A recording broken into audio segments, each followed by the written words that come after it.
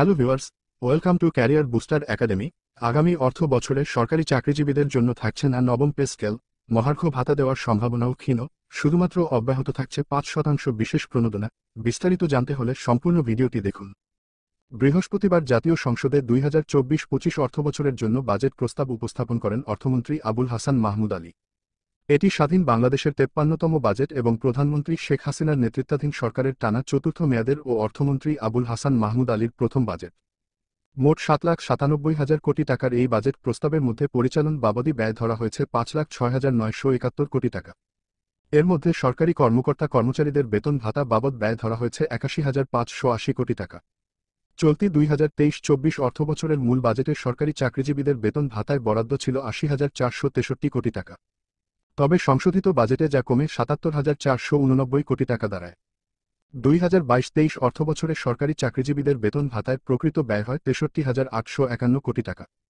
এর আগের অর্থবছরে অর্থাৎ ২০২১-২২ খাতে প্রকৃত ব্যয় ছিল ৬২,৮৫৬ কোটি টাকা। আর ২০২০-২১ অর্থবছরে সরকারি চাকরিজীবীদের বেতন ভাতায় প্রকৃত ব্যয় পরিমাণ ছিল ৬১,৬৭২ কোটি টাকা।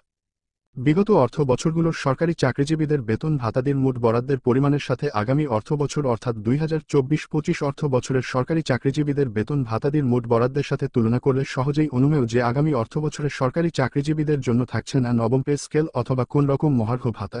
তবে সরকার চাইলে বিশেষ পরিস্থিতিতে যে কোনো সময় মহার্ঘ ভাতা অথবা পে স্কেল দিতে পারেন, এর জন্য থাকতে হবে সদিচ্ছা। ২০১৬ থেকে ২০২৩ সাল পর্যন্ত প্রতিবছর মূল্যস্ফীতি যথাক্রমে ৫.৫১%, ৫.৭%, ৫.৫৪%, ৫.৫৯%, ৫.৬৯%, ৫.৫৪%, ৭.৭%, ৯.৪৮%। ২০১৬ থেকে ২০২৩ সাল পর্যন্ত যদি আমার মূল্যস্ফীতি বিবেচনা করি তাহলে দেখা যাচ্ছে যে প্রতিবছর মূল্যস্ফীতি বেড়েই চলছে। নবম পে স্কেল সময়ের দাবি মাত্র এটা সরকারি চাকরিজীবীদের জন্য কোনো অনুদান নয়, তাদের প্রাপ্য। সরকারি চাকরিজীবীদের নবম পে স্কেল অথবা মহার্ঘ ভাতা সংক্রান্ত সঠিক তথ্যের জন্য আমার চ্যানেলটিতে লাইক, কমেন্ট ও সাবস্ক্রাইবও করে রাখুন। ধন্যবাদ।